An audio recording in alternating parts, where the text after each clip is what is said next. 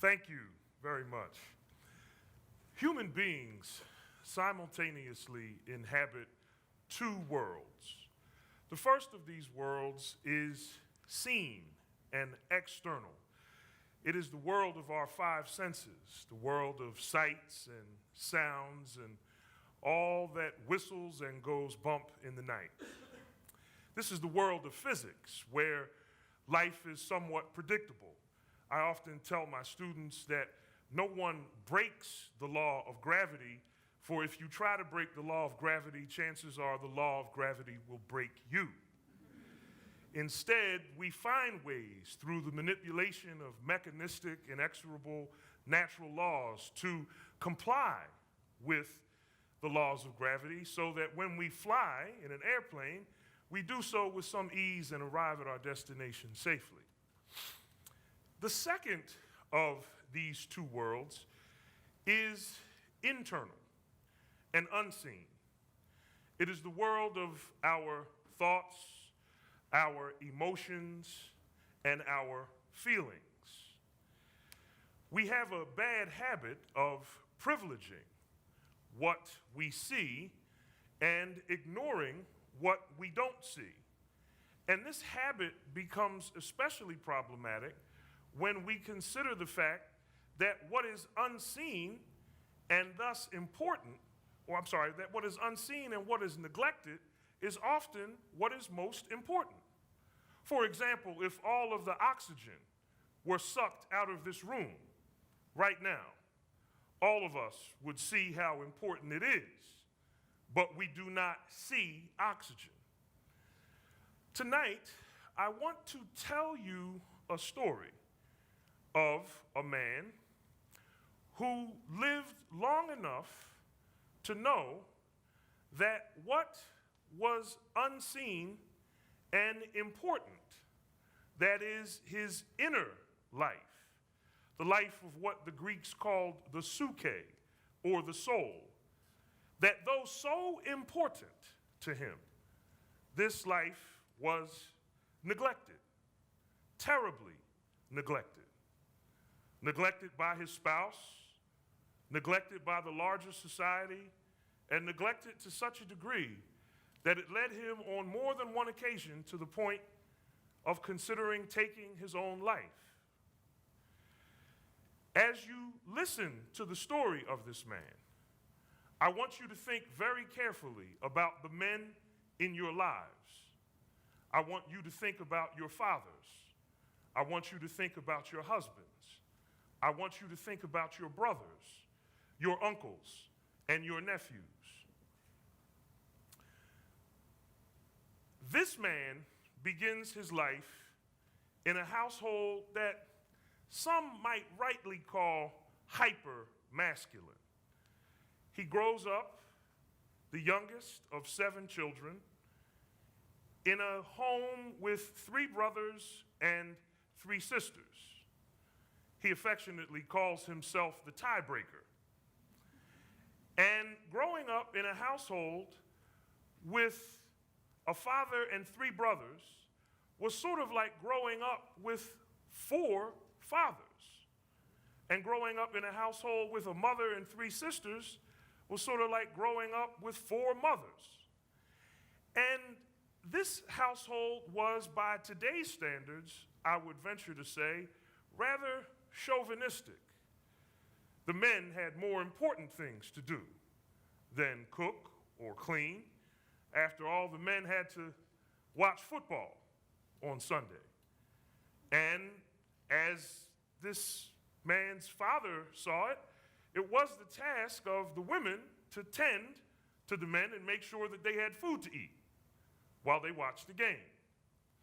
And one of the cardinal rules in this man's household was that men were never supposed to cry. Men were never supposed to show emotion.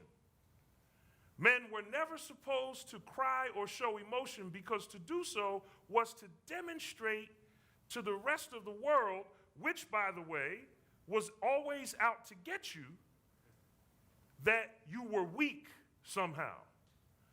And in a strange sort of way, this man grew up in a household where he never once saw his father cry. Now, as he grew up and moved through high school, this hyper-masculine mentality sort of served him well. He excelled on the football team in high school and bears the distinction to this day of being the only male in his family who played on a football team that actually won a league championship. And through all of the challenging practices in the hot summer sun before the season started, and through all of the bumps and bruises of playing football in high school, his father's advice and the advice of his brothers served him well. Ignore how you feel, even when it hurts. On the football field, this works nicely because it means you're tough. It means you're a team player. And so his ethics, his value system of being tough served him well through his adolescent years, through college, and then he got married. And when he got married, he carried his ideas of masculinity with him into the marriage. When he got married, he noticed that his spouse seemed preoccupied with his physical appearance. And from time to time, she would comment on how displeasing it was to her. And she would comment on how unattractive he was to her in the most intimate of ways. She would remark to him about how other men who she knew in the past that she never even considered dating, let alone marrying, were far more attractive than he was. But because he had always been taught to ignore how he felt, he kept going. And it was just like the bumps and bruises that you experience on the football field. Your leg may hurt, but you keep playing because you have to take it for the team. You have to be a team player. And so he ignored the way he felt, and he kept going.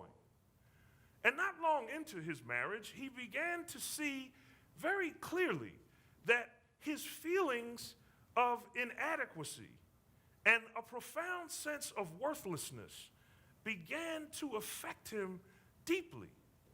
And he started to experience intense bouts of depression.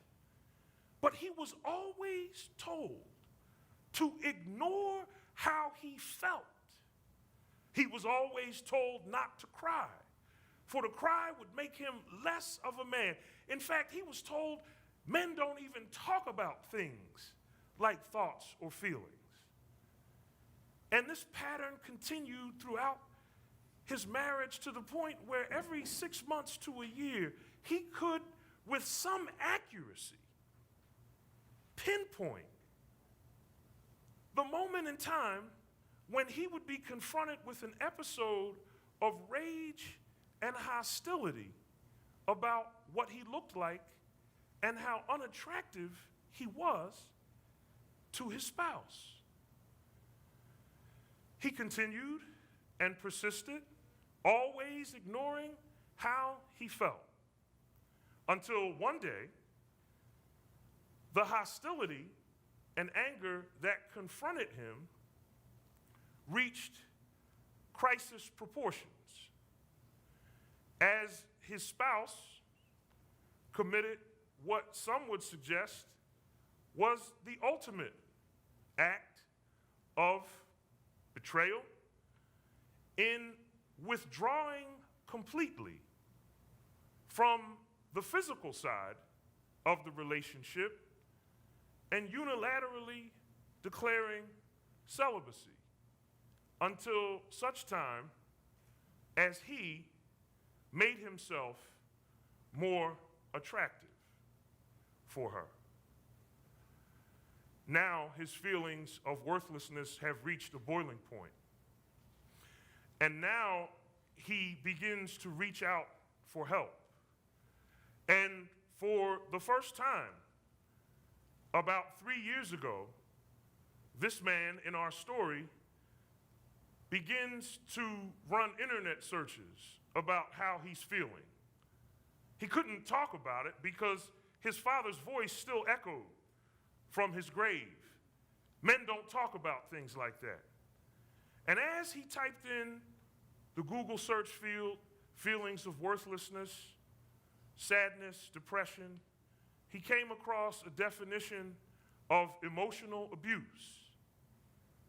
And the definition of emotional abuse that he found was an ongoing process where one person systematically diminishes, then destroys the inner life of another.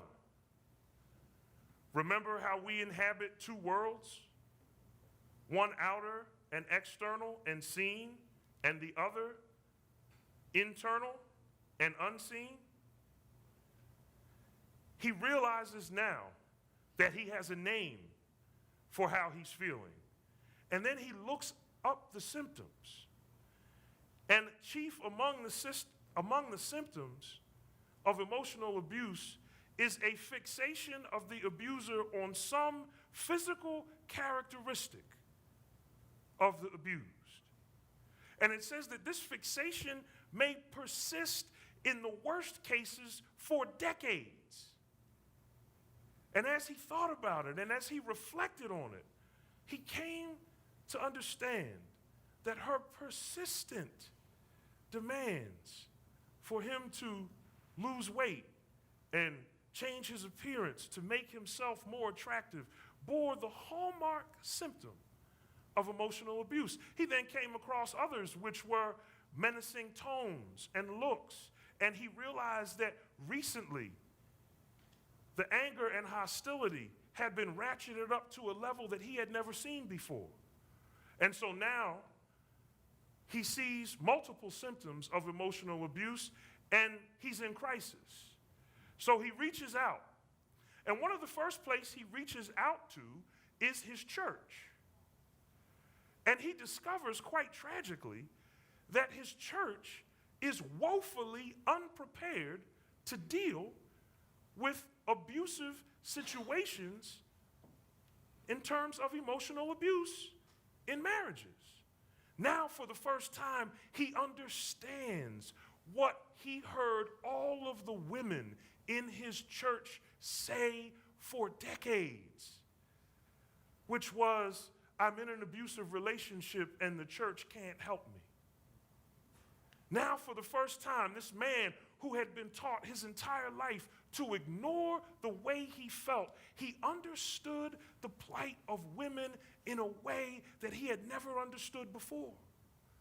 All his church could do was tell him to stay married and work it out. And then, fortunately for him, there was one small church about 2.5 hours south of where he lived that provided him a place through a small men's group to share how he was feeling. And he discovered that he was far from being the only one who experienced what he had been experiencing for so long. In fact, as he engaged other men in conversation, he realized that their inner lives had been disregarded as well. Since then, no less than 5 or 6 men have come up to him and said, every time you tell me what happened to you, I'm thoroughly convinced that you are telling my story. He got to a place where he thought that his only way out, having turned to his church for help, having turned to certain male friends for help and being disappointed, he got to a place where the only thing he thought he could do to relieve himself of this pain was to end his life. And on more than one occasion, hatched a plot to do exactly that. This plot reached crisis proportions when he came to see that the thoughts of suicide no longer bothered him, but rather gave him peace, because contrary to popular belief, people who kill themselves are not upset. They actually feel quite calm because they know the next step will bring them relief. He sought a clinical intervention and was talked off of the proverbial ledge. And now, this man is at a much better place. As this man has talked about his story with other men, they have, as I said a moment ago, said to him, "You're telling my story." I want to take you back to your fathers, to your husbands, to your uncles, to your brothers, and to your nephews. And I have a sense that as I talk and deliver these words to you tonight, I'm probably telling some of their stories too. I know the man in our story quite well. That man is me. I hope that as a result of something I've said tonight, someone, some man, somewhere, somehow, some way, will cease to suffer in silence because someone has listened in a way that has allowed them to be touched by the story, not necessarily of themselves, but by the story of the men or man in your life. The aim of tonight's talk is to raise awareness and to bring attention to what is so often neglected. That is to say, to the inner life of a human being.